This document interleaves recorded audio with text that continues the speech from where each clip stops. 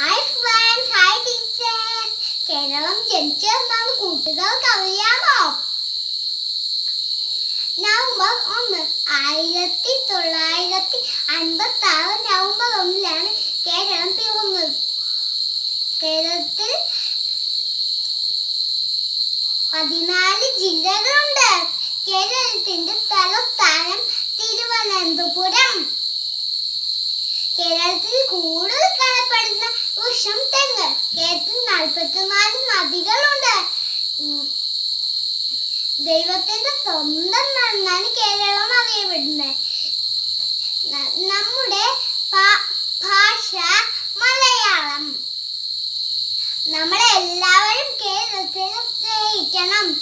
മാമലകൾക്കപ്പുറത്ത് മരതക പട്ടുടുത്ത് മലയാളം എന്നൊരു നാടുണ്ട്.